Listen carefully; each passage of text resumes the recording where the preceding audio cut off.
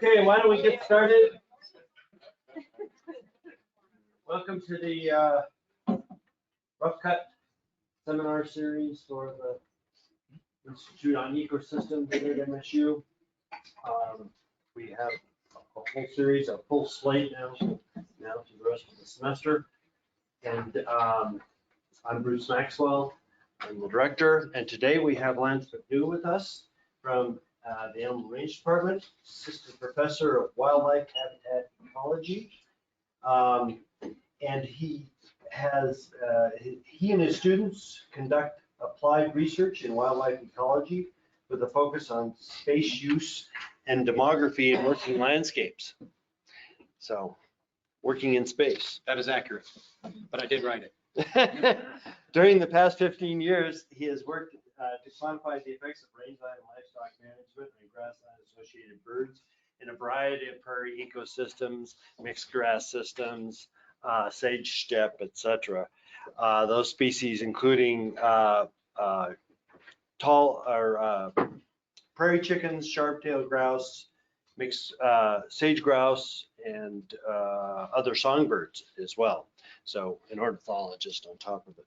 Lance has a bachelor's degree in zoology from Eastern Illinois University, a master's degree in wildlife biology from Southern Illinois, and a PhD in ecology from Kansas State. So join me in welcoming Lance.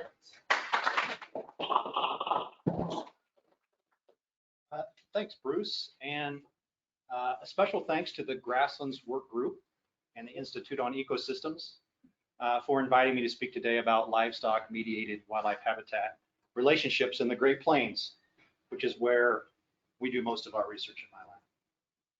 So, as many of you are probably already familiar, temperate grasslands in North America are among the most imperiled ecosystems on the planet. More than 95% of our historical tallgrass prairie has been lost. Upwards of 3/4 of our mixed grass prairie ecosystems and roughly half of our shortgrass prairie ecosystems have been lost, primarily through various forms of human development, specifically cultivation, at least historically. And the hemorrhaging isn't over. So we're currently still losing upwards of 5% of our native grasslands due to cultivation and other forms of human development, primarily energy development and exurban development. And the primary source of new cultivation, even today, still remains native grasslands. They make up roughly 3/4 of all of our new cropland over the last 7 or 8 years or so. So my group in the Department of Animal Range Sciences works with grassland wildlife with a focus on grassland birds because, generally speaking, grassland birds are great indicators of grassland ecosystem health. At least that's the way I write it when I send grants off. So grassland-associated wildlife, especially birds, have been in rapid decline for more than 50 years, at least since we started monitoring grassland bird populations in the 1960s. The primary cause, as you can imagine, of this rapid decrease in grassland bird populations is the widespread loss of native grassland habitats that I mentioned on the last slide. That makes the remaining intact intact grasslands that we have in North America super important for grassland bird and more generally wildlife conservation. However, protecting rangelands from development in and of itself is not really sufficient to sustain functioning grassland ecosystems or conserve grassland wildlife species. The vast majority of our remaining native grassland in North America occurs on private lands that are managed for livestock production. So keeping these grasslands intact and functioning as grassland ecosystems requires an economically viable livestock production industry. So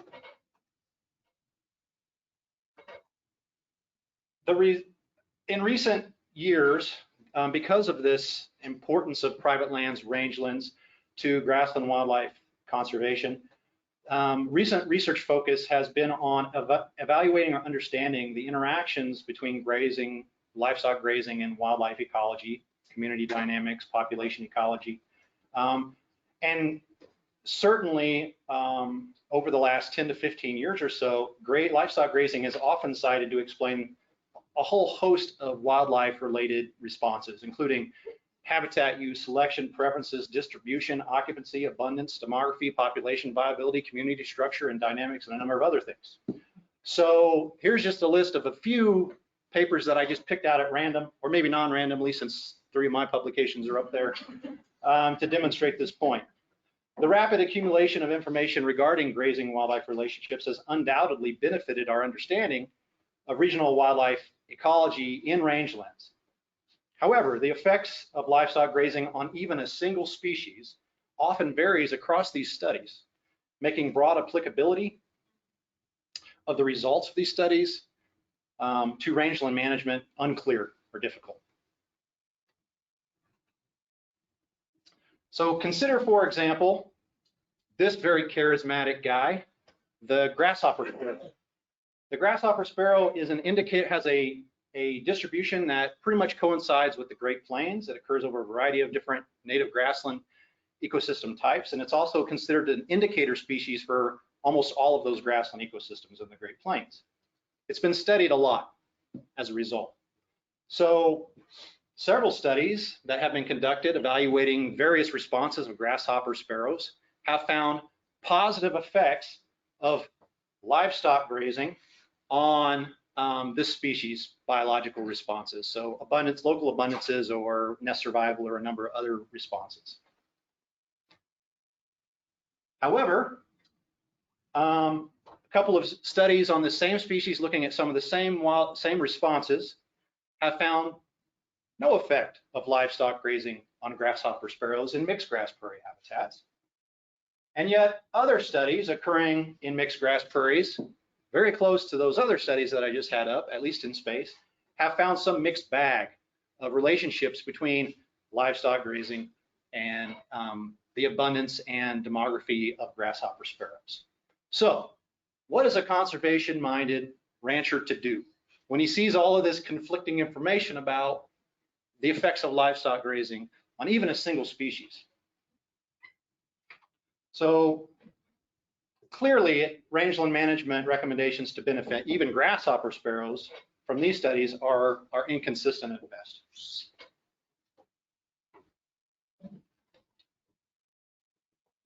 Some recent work has highlighted the importance of structural and compositional heterogeneity in grassland vegetation for grassland birds and a lot of other taxa as well.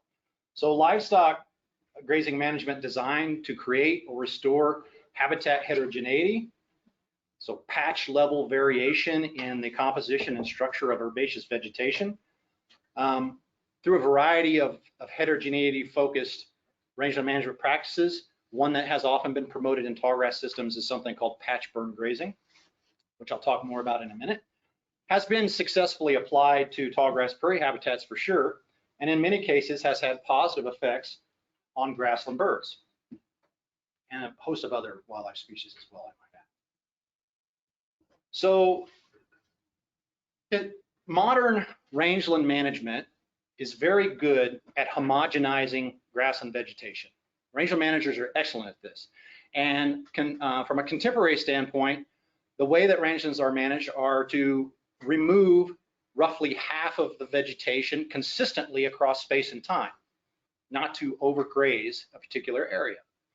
That kind of conflicts with what historically occurred in the Great Plains historically, right? So historically we had this complex interaction between fires, either natural or lit by natives, that interacted with grazing disturbances by large herbivores, but also small herbivores, so locusts, prairie dogs, a number of other things. And that created on the landscape, when you had an unfenced Great Plain, this very patchy or heterogeneous landscape composed of a variety of different patches representing different habitat conditions that might be associated with different types of species.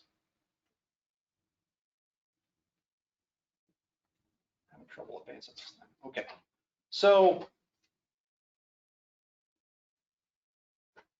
the current, which I assume are also the historic associations of just the grassland bird community And this actually slide is from Fritz Knopp's work in the 1990s, demonstrating the niche-specific habitat associations of a variety of mixed grass prairie obligates associated with different vegetation, different types of vegetation structure and composition. So some species, such as McCown's longspurs or mountain plovers, really focus in and have niches that are restricted to areas that have been recently disturbed and intensively disturbed. They're actually what's considered to be a sparse vegetation obligate. Other species, such as Barred sparrow or chestnut-collared longspur, are on the other end of the spectrum. So they need to have vegetation structure and composition that's much more dense, that provides a lot more litter and cover for protecting nests and young. They have an evolutionary history that has partitioned them across a disturbance regime that matched the disturbance regime created by the native grazers and fire interactions. So that hypothetical relationship demonstrated here by Fritz Knopp in a long time ago has been empirically studied almost to death, and I'm one that's guilty of that. So here's some actual empirical data that we collected in eastern Montana recently, showing how the relative local abundance of 3 of those particular mixed grass prairie obligates are associated with different levels of herbaceous biomass on the landscape. And you can see that, consistent with Fritz's hypothetical or conceptual model, we see support that different species evolve to fill different niches relative to the different levels of remaining herbaceous biomass on the landscape that were historically driven by the interactions of large-scale patchy disturbances by grazing and fire. Okay, I think this slide, although it's a little cumbersome to look at first, really demonstrates this point to a T. These are data on grassland bird and then vegetation habitat conditions associated with those grassland bird survey plots in tallgrass prairie systems in the southern Flint Hills of Oklahoma. So that central panel shows the diversity of the tallgrass prairie obligate bird community and how they're structured in ordination space. Some are, of course, have more similar niches. Others are dispersed out in their habitat requirements. Sam Fuhlendorf and his students at Oklahoma State demonstrated with patch burn grazing, which was their form of heterogeneity-based management to try to mimic what historically occurred, that vegetation conditions managed that way, and these smaller polygons that you see here represent the vegetation structure and ordination space associated with the different patch level treatments in their experiments. Collectively, you can see that those habitat conditions provide a lot of the habitat requirements for the entire grassland bird community and tallgrass prairie systems. In contrast, they evaluated a traditional homogenizing type of rangeland management practice. In this case, it was intensive early stocking and annual spring burning, and found a very limited window of the vegetation structure and composition across those study areas, and suggesting that would only effectively provide habitat for a few of the entire grassland bird community that exists. So the benefits of patch burn grazing specifically as a heterogeneity inducing rangeland management practice has been studied a lot, especially in tallgrass prairie systems that remain. And here's just a list of some of the ones that I could dig up. So for a variety of different species and a variety of different ecological responses, such as nest survival, community diversity during the breeding season, but also the non-breeding season, juvenile survival, nest density, nest success, and a variety of other things. And collectively, in studies that occur in rimland tallgrass prairie habitats, you see positive benefits, at least relative to the traditional homogenizing type of rangeland management that occurs in those production systems, in tallgrass prairie systems.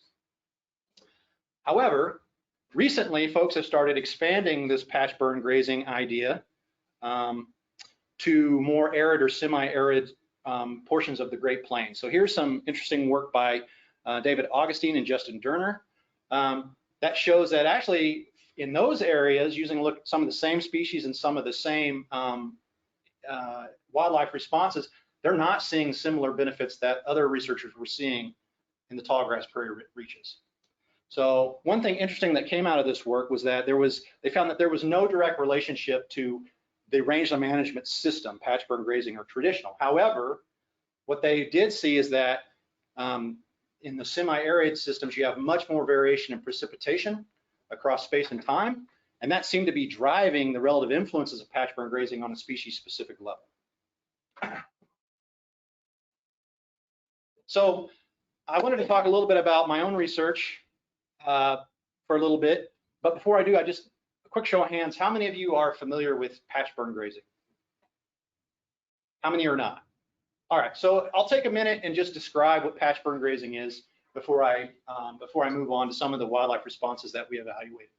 So patchburn grazing is designed to, can you guys see my cursor when I move it around like this?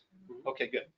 So patchburn grazing is designed, as I mentioned, to mimic, to recouple the association between fire and grazing by large herbivores. So imagine a 1,000-acre pasture, or really any pasture of any unit size. It's divided into thirds or fourths with no cross fencing, only fire breaks, right? The patches are burned. Each patch is burned individually inside of a year, and then that's rotated over time across years, either systematically in a rotation, or in some cases just randomly. And that's probably more realistic of what was happening historically in the Great Plains. Cattle are stocked into this pasture, again, without cross fencing, and by golly, wouldn't you know, the cattle hang out in the areas that have a recent burn, because that's where all the high quality forage is, really high crude protein. They don't have to fight a lot of residual vegetation to get to it. And they do spill over into the areas that were burned last year, but areas that were burned 2 or 3 years ago, you just don't find cattle using those areas. So patchburn grazing implements this rotational strategy to manage cattle grazing distribution in the pasture, and that provides this patch level heterogeneity in tallgrass prairie, at least conceptually. That's how it was designed. Contrasted to the traditional approach, which is in the tallgrass prairie system of the Flint Hills of Kansas. So if you're not familiar with the Flint Hills right here, this area is the largest contiguous remaining tallgrass prairie ecosystem in the world, and has 90% of all the remaining tallgrass prairie. And it is overwhelmingly managed with a system called intensive early stocking and annual spring burning. So long ago, smart rangeland ecologists and livestock producers realized that this burning was a good thing in Kansas, and they burn a lot, a whole lot, a whole lot. So they'll burn every spring their entire ranch, removing all the residual vegetation, and then stock it immediately with livestock at double and sometimes triple the stocking rate or stocking density for about 90 to 100 days, trying to take advantage of all of this really high quality vegetation growth. So what that looks like is something like this. This is a picture I took in 2008 of a ranch that was implementing intensive early stocking on April the 2nd. You're looking at about 50 to 60,000 acres. You'd be hard pressed to find a single sprig of residual vegetation. This is what that same ranch looked like less than a week later. All right. So despite the fact that we have a lot of heterogeneity here in topology, maybe soil types, we see a lot of homogenized vegetation in both in structure and composition. And that's really great for cattle production during that early part of the growing season. So now that I've cleared out what patchburn grazing is, I wanted to evaluate the relative effects of these two systems on obligate for grassland bird, tallgrass prairie obligate and indicator species for those ecosystems. This species up here called the greater prairie chicken. So we had ranches that were managed with patchburn grazing, and we had a bunch of surrounding ranches here in the dark gray that represented people that were doing ranches that were using the traditional rangeland management practice of intensive early stocking and annual spring burning. And I might mention here that in almost all cases in the Flint Hills, but certainly on our study area, they're stocking with stockers in both systems. They're not cow-calf operations. If you're wondering how prevalent fire is, this is a picture from NOAA from a single day, the number of fires that are burning in the Flint Hills on April the 11th, 2017. In fact, during the first and second week of April every year, the air quality in Kansas City is worse than Beijing. Okay, so we evaluated every component, 12 different demographic rates, habitat selection, space use movements, a number of other things for this particular species, but I'm only going to show you a handful of findings here.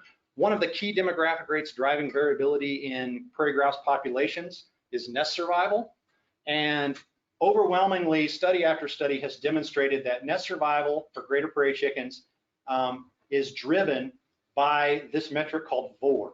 The rangeland managers in the room might know what this is, but this is visual obstruction reading, and it's from a rangeland management side of things, it's an index of herbaceous biomass, and that's how it was developed. But from a grassland bird perspective, like a greater prairie chicken, it's an index of the amount of nesting cover you have. So it's a combination of density and height of herbaceous vegetation. We found that same relationship where it was quadratic. So nest survival was optimized at mid levels around 50 to 70 centimeters of residual vegetation, essentially, of vegetation, not residual vegetation, but any vegetation. So certainly, I can tell you that some level of disturbance to keep that vegetation down is necessary, because if you do not have some disturbance, you'll get measures of VOR that are well over a meter in tallgrass prairie. You'll get grass that's higher than my head.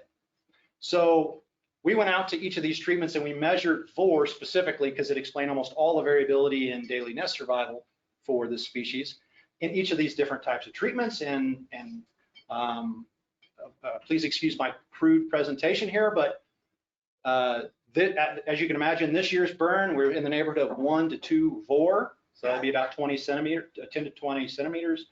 Last year's burn average somewhere in this neighborhood, and the unburned pastures that were 2 or 3 years out provided exactly the conditions that optimized nest survival for prairie chickens. And in fact, since we were collecting all of this other demographic information for the population, we were able to build population models and then systematically evaluate, all right, what level of nest survival is necessary to achieve a stable or stationary population of prairie chickens, and it was represented by this blue line here.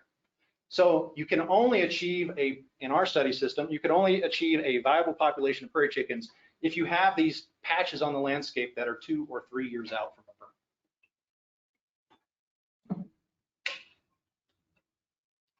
This is probably the coolest part of the entire research that I did in tallgrass prairie systems, and that was we discovered that. So if I asked any student in the room, what's the relationship between herbaceous biomass, or VOR, this index of VOR, and stocking rate for cattle, what would you say? It would decline, right? So that's exactly what we found in those traditionally managed systems, all right, where cows have equal access and they're encouraged to graze in whole pasture homogeneously. We found that relationship was decoupled in patch burn grazing systems as related to nesting prairie grouse. So VOR was unrelated to stocking rate. So VOR at the nest sites, or the areas that supported nesting prairie chickens, were unrelated to stocking rate in that entire pasture, despite the fact there were no fences keeping them out of it. And that makes biological sense, because the areas or patches that the prairie chickens were selecting to nest in were not the same patches that the cattle were selecting to graze in. And that up to really high stocking rates, we assume that once you spill over to extreme stocking rates, then you'd see a decline in the nesting patches. But up to 6 AUMs per hectare, nothing. And that's the maximum stocking rate that occurred in our system. I know it sounds like a lot, right? So we're usually at like 1 to 2 AUMs here in eastern Montana. So very productive systems. So we looked at a variety of other stuff too. I don't want to dwell on this aspect too much, but I can say that we found that almost every aspect of prairie chicken demography or space use was influenced by rangeland management practice. So they differ between patch burn grazing and intensive early stocking, and overwhelmingly the patch burn grazing systems were selected by greater prairie chickens, and they benefited population demography. In fact, annual survival rates, what I'm showing here are the survival curves for an annual cycle, and we see that on average survival rates of birds that hung out in patch burn grazing systems were about 20% higher than birds that hung out in intensive early stocking and annual spring burning systems. All right, so when I moved to Montana about 5 years ago, I was really keen on taking some of the stuff I'd been working on in tallgrass prairies in Kansas and trying to apply it in our mixed grass ecosystems here. And I soon ran up against pretty stiff headwind. Kansas or Montanans, if you didn't know, are very fire averse. And that's demonstrated here empirically by this study that was conducted by Maggie Slowinski and her colleagues in 2017, where she basically interviewed or sent surveys to a lot of cattle producers and ranchers all across the northern Great Plains. And unequivocally, they said there's nothing that you can accomplish with fire that we can't also accomplish with cattle, and we have no desire to incorporate fire into our management systems. So I started looking around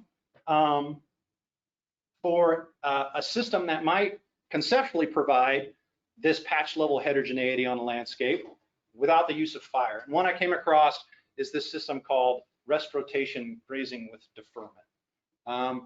Rest rotation grazing is conceptual, and I'm just going to call it rest rotation grazing from now on. Conceptually, it reminded me a lot of patch burn grazing, where you divide a management unit, say 1,000 acres, into sections, 3 or 4 or multiple sections, with cross fencing this time instead of fire to control grazing distribution. And then you rotate the cattle grazing distribution across years, not within a year, to provide rest for up to 2 years of a particular patch or pasture within the system during the growing season. Conceptually, my thought was like, well, it should result in something like I'm seeing in these photographs here. We should see like this patchiness at this heterogeneity at the patch level as a result of this. So we set up well, I might mention before I talk about our experiment, it's important to note that this system was not developed to provide wildlife habitat or improve wildlife habitat in anywhere, and certainly not in mixed grass prairie areas. It was developed to improve the reproduction of bunch grasses in arid regions of the West, indicated here. It's being applied, though, currently by several conservation groups as a habitat improvement tool for improving game bird populations, essentially. It's used that way here in Montana. All right.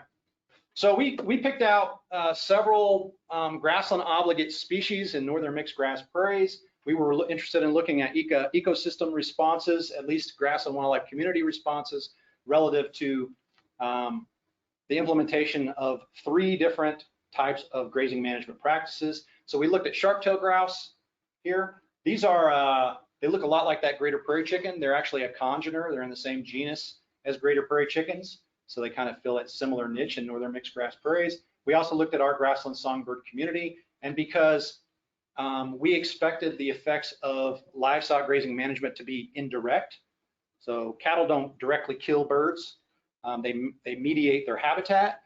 We wanted to look to see what the proximal cause or the mechanistic cause, the mechanism was for potential impacts on grassland birds. So we also studied the mesocarnivore community in these systems as well in eastern Montana. So places where we're working for some of this work was on the far eastern Montana on the North Dakota line. It involved 3 separate rest rotation grazing systems indicated in the green, and the surrounding ranches in this case were the traditional practices. It's much more variable in Montana than it was in Kansas. We see a variety of different approaches. There's the traditional season-long stocking, but there's also a within-season rotational grazing system where cattle are moved within a single growing season around pastures. So that differs substantially from rest rotation grazing, where the idea is to rest pastures for an entire grazing season. It's the idea for rotational grazing is actually homogenization, to try to rotate in a way to get the cattle to eat things that they might not want to. Okay, so here's the study area. I'm going to gloss through all of our methodologies, but we went out and we studied grouse the way grouse studying people do. So we caught grouse on Lex. We marked them with VHF transmitters. We had around 300 birds in our sample for sage grouse, and then, or sorry, for sharp-tailed grouse. And then we monitored them through these VHF transmitters over the course of the season to estimate nest survival and chick survival and brood survival and juvenile survival and adult survival and a number of other things, as well as being able to study things like movements, home range sizes, shifts in home ranges seasonally, and habitat selection at multiple spatial scales. I'm not going to talk about all of that, but I'm going to show you some key results of what we found. So unlike our work with greater prairie chickens, we found no impact of grazing management system on the ecology of sharp-tailed grouse in any of the things that in any of the responses that we looked at, which really surprised me. So here are the results of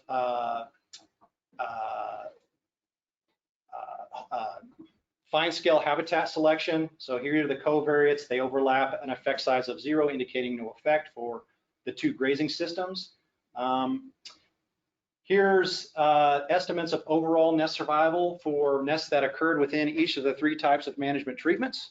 So actually, there's statistically no difference between nest survival rates as indicated here, but biologically, we're seeing that the nest survival on average of birds that nested in season-long pastures was actually higher than rest rotation. That was contradict what we expected to happen. I just might point out here that we have moderate stocking rates across all of our treatments. So even though the range standard is a 50% utilization, stocking rates on our study area corresponded to about 30 to 45% herbaceous vegetation utilization. So lower stocking rates, but they were equal across all of our treatments, I might add. And that was important. We found, here are some of these same Kaplan-Meier survival curves for sharp-tailed grouse, and they completely overlapped for all 3 treatments, unlike the greater prairie chickens. And overall survival across all types of management was really high. It was between 50% and 80% annual survival for sharp-tailed grouse. That is really high for sharp-tailed grouse. We looked at home range sizes, thinking that areas that are more diverse would contain much more of the variety of different habitat needs for the species, and therefore home ranges would be much smaller. That should correspond to higher survival because they're less exposed as they move around to try to find resources. None of that came to fruition. Home range sizes were similar between all 3 of the treatments as well. And this is a second order or third order habitat selection by breeding season hens, and we found that there was no effect. Interestingly enough, we found effects of almost nothing on the third order habitat selection of sharp-tailed grouse. We did find, so sorry, I'm using jargon. Third order habitat selection. So habitat selection occurs across hierarchically. So birds select a home range. That's second order habitat selection. And then within that home range, they select particular sites to nest and forage and to move around. That's third order habitat selection. We found that third order habitat selection, none of the things that we measured and hypothesized to affect habitat selection did impact habitat selection. But we did find that habitat selection was influenced by non-grazing related metrics at the higher order of selection, which I'm not going to talk about. All right. So why was that the case? We were pretty perplexed, and to be quite honest, I was pretty bummed. So there goes my whole theory about heterogeneity-based management. I have to rethink my life. So, so we went out and we measured. All these habitat conditions that in the literature say should be associated with sharp-tailed grouse biology, and including the ones that we found empirically to be driving the fine scale variation in demography and population viability. And one of those things, again, was this visual obstruction reading, and we measured that across these treatments, and we found that there was no difference collectively on average, and also importantly, there's no difference in the variation between these treatments in this really key habitat component for sharp-tailed grouse. And that's why we didn't see in treatment level responses for sharp-tailed grouse overall. All right, so to wrap up that part, unlike greater prairie chickens and tallgrass prairies, this heterogeneity focused rangeland management practice had no population effects on sharp-tailed grouse, at least not where we studied them in eastern Montana. So what gives? You know, why the inconsistencies between the 2 studies and collectively across all these other studies that on other species that I presented previously? Well, here's some ideas that came to mind. First of all, were the differences in stocking rates, right? So that was key difference between the studies. We also have vast difference in the rangeland production potential across those sites. One thing that I also anecdotally observed was that our study areas in Montana are much more structurally diverse in topology and in soil conditions than in eastern Montana. So there's a lot more inherent variation in the system.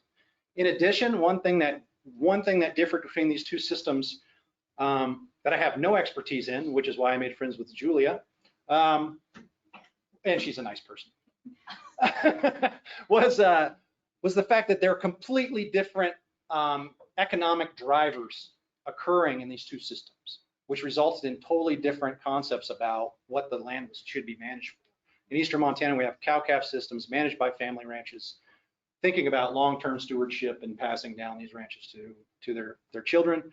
And in the areas I was working in Tallgrass, Prairie, in Kansas, they were corporations owned in Kansas City or Dallas or Mexico City. So a couple of the things that came to mind, at least from an ecological understanding, was this variation in the spatial temporal variation in precipitation and rangeland production potential. And then I came across this really, I wonder if she's going to get tired of me using this. I should clear it with her first. This really awesome study by Marissa Sather and Dave Noggle in eastern Montana a few years ago, where she went out and she looked at grassland bird abundances across landscape scales in the Great Plains, and she found all of this evidence that empirically states that the relationship between cattle use, which was her index of stocking rates essentially, were totally mediated by the precipitation at those sites. So even for a single species, the relationship might be positive or negative depending upon where the site was, what the production potential was, how productive the site was, and how much precipitation it got the current year and the previous year. And that changed over time, even at a single study site. So of course that got me kind of excited. So I wanted to test whether the same mediating factors could influence the relative performance of different grazing management practices, even within the spatial scale of a single ranch. All right, so I went out to the same study area, and by I mean my graduate student, Skylar, went out to this ranch and he conducted a whole bunch, over 300, selected over 300 randomly located survey sites that he collected bird abundance information across. And then at each one of those sites, indicated here, he measured a variety of different habitat conditions that have been found to be previously important for grassland bird abundances and distribution and a number of other things. And then of course he had treatment level effects of the different management systems we talked about previously. And one thing that came out of his research was that in all cases, for every single grassland bird species that we studied, we found support for Marissa's hypotheses that range productivity mediate the effects of stocking rate on, and in our case, we expanded that to say the choice of grazing management system on the relative abundance of each of these species. So for our charismatic guy here, the Grasshopper Sparrow, we see generally a positive increase between local abundance of this species and rangeland production potential in mixed grass prairie habitats. That was consistent, but actually it was a quadratic relationship in two of the grazing systems, but it was completely linear in another. So that those models of that, with incorporating that interaction, were always supported. The case for western meadowlark was even more telling. So the slopes are completely inverted on the relationship between rangeland production potential and grazing management system. So rangeland production potential, so rangeland productivity, completely mediated the effects of the choice of rangeland management or grazing management treatment on the local abundance of western meadowlark. So if I'm a range manager or a rancher and I want to manage for western meadowlark for some weird reason, then if I had sites that were on the low end of the rangeland productivity spectrum, I might choose the summer rotation system if I were trying to maximize western meadowlark. But if I have a ranch or portions of my ranch that are over here on this end, that results in a completely different recommendation from us on which grazing management system would be best for that species. Collectively, we had 58 different species of birds. The number of species were very similar between, and the composition of species of birds was very similar across all of the treatments that we had. These are some ordination plots, non-metric ordination plots to show the community structure of the 3 treatments of grassland birds. Overall, the communities completely overlapped, although we did see some evidence, it wasn't statistically significant, that the community in rest rotation grazing was slightly larger, included more species. Okay, so what's the take-home point? So I think first of all, we can say, based on Marissa's work and our work here, that local conditions, productivity, precipitation, mediate the effects of any grazing management on grassland obligates. We found that stocking rate and precipitation were primary drivers for all of our species, regardless of the type of range or grazing management system that was chosen. At moderate stocking rates like we have in eastern Montana, the choice of grazing system affected slightly different grassland birds differently. So most generally, birds are positively associated with rangeland production potential in mixed grass prairies, but as you move in a more productive system, sometimes those relationships become inverted, depending on the niche, ecological niche that each of those birds evolved in. All right, but overall, we found that the working prairie landscapes in eastern Montana were heterogeneous enough. I didn't present any of that information, but we actually show much higher diversity in soil types and vegetation structure, even within a single grazing type of system, than compared to my studies in tallgrass prairie systems. All right, one thing this is my soapbox time. So one thing I want to mention to and I say this to all wildlife related researchers, and earlier in the talk, I was talking about the effects of livestock grazing in these air quotes. The reason is that we are very bad, wildlife biologists are very bad at describing what livestock grazing is. They just say it was grazed or it was not grazed. All right, the timing of grazing, the duration of grazing, the stocking density, how those are mediated by production potential and precipitation, all of those things are very important and mediate those effects. So at the very least, we need to be better about reporting specific grazing conditions, turn in, turn out dates, stocking rates, type of class of livestock, and also reporting, if you're not directly measuring these conditions yourself, then you should at least go out to the NRCS data and find the soil type and ecological site and include those in the study area description so that we as readers can put your work into context. And finally, I keep hounding her. I'd really like to get more involved in trying to understand how the social cultural paradigm differences across even small scale communities can really interact with these ecological drivers to determine grassland wildlife trajectories. All right, thank you very much for your attention. This work is not possible without a variety of funders listed here. And I mentioned it to Katie earlier, but I do almost nothing. I just ride the coattails of very excellent students. So thanks to them. And thanks for your time.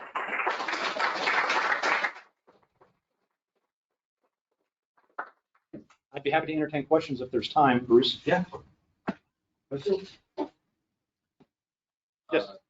When you talk about production potential, is that different from annual production? Yes, it is.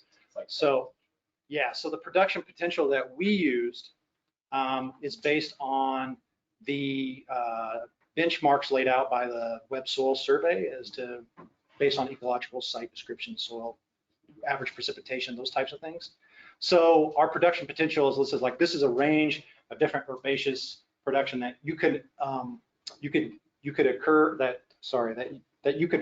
that site possibly could offer, but that's going to vary depending on the amount of precipitation that you get. That's on average. It's been brought to my attention many times that that might not necessarily represent what the actual production was on that site during my study. And I agree with that. We didn't measure productivity on the studies that I presented here. But it was interesting, like that metric was always supported by our models in our grassland bird work. So just that alone indicates that it must be describing some ecological component of the landscape. So, yeah. Great job, Lance. I have a similar question. Are those data from the StatsCo or the Surgo data, and do you think you could get kind of marginal improvement in understanding those relationships with kind of more intensive soil sampling? The answer to both your questions is yes. You want me to elaborate? I mean, that's Stats great. or So, Surgo. so the Surgo is the online soil survey data that lists the NRCS's evaluation of the rangeland production potential for each site. So we extracted those at each of those survey points. We did not measure the actual productivity of those sites in that study. However, I will say that in a newer graduate student, John actually measured both. So he looked at correlations. He tried to understand. He measured biomass, rangeland productivity annually for a couple of years at each of his bird survey sites. And then he correlated those to what was in the web soil survey. And there was a correlation. Yes. So what are your thoughts on the seasonality of fire in this pyro-herbivory sort of cycle in the Tallgrass Prairie? Because it seemed that you showed the figure with loads of fire in April, which is more of a human, we're definitely lighting fires, it's not the lightning started fire sitting there. That's right. Any thoughts on how the seasonality So of fire? the researchers at the Tallgrass Prairie Preserve there in Oklahoma are experimenting with different seasonalities of fire. And there are different benefits for different species based on seasonality of fire. So it gets really complicated very fast, but you're right, historically that's probably more realistic. But I can tell you those pyro-herbivory is another word for, on a management level, patch burn grazing. So you use one term or the other depending on where you're sending your grant. Sure. In patch burn grazing systems in the Tallgrass Prairie areas that I showed you, it's always applied in April. Is there a reason for that? Because that's when they maximize the forage quality for cattle. Sure. Yeah. Yeah, so if a rancher's been using a particular grazing system for a while and then decides to change for to try to do something related to habitat, how long will it take to kind of reach a new steady state? So if the state is still, if it's still in a condition that's not over a threshold, if it's still in the state, the response of grassland birds is going to be very quick. And that's why they're considered to be this indicator species. But you're right, if you're thinking that there are other components of the ecosystem that are going to take a lot longer to manifest. So they're starting to see tallgrass. If you're familiar with tallgrass prairie systems, most of the biomass of those plants is in the ground, a lot more, right? So they have all of this reserved over decades. These are perennials. They have all this reserved energy that they just keep feeding to the surface. So they did a lot of long-term studies with this intensive early stocking grazing season that said, you know what, after 4 or 5 years, we're still seeing the same production quality and quantity across these landscapes. But after 30 years now, so this has been on the landscape for about 35 years, people are starting to go back and look at those and finding actually, now we're starting to see after 35 years, decreases in production for those range grasses. Can you say that again? So which part? Yeah. Just this last part. About Okay. What we're discovering about underground. So we know that, you know, I mean, if you've seen that like cross-sectional slide of like a tallgrass prairie that shows like the grass and then the roots, right? So because of that, a lot of energy is stored in those roots. So it can, even in drought years, I mean, you can still get lots of growth of vegetation because it's harvesting that. For that reason, a 5-year study evaluating the long-term effects of a particular grazing system on the grass itself is probably irrelevant. So now after 35 years, they're started of that particular intensive grazing system during the primary growing season for the plant, a period of time when it's trying to, you know, grow and put energy back. So what's remaining after the cattle come off is stunted, and its ability to put energy back into the roots and store it over winter and stuff is reduced. I think after 35 years now, they're starting to say there are long-term implications for this particular system. And this is some of the research of Sam and others down there. They are looking at, they have studied the wildlife benefits of that system, but also a variety of other things, like from control of like invasive weeds to erosion to now grass, long-term grass production, essentially. And they're the ones that are kind of working on this. This is a separate question. I'm always just following along barely, but if I'm thinking about this as a land manager, it seems like the implication is possibly that precipitation is such a strong driver that I should just do whatever I want, and it's really not gonna, what I do in terms of grazing management is not gonna have nearly the effect that variable precipitation is. I think from year to year, that's probably gonna be the case. Most of the species, at least that I study, are boom and bust types of species that are adapted to that type of like extreme conditions, and they're able to maximize when the perfect storm happens, essentially. And that's how those species persist over time. So consistently doing the wrong thing would be bad.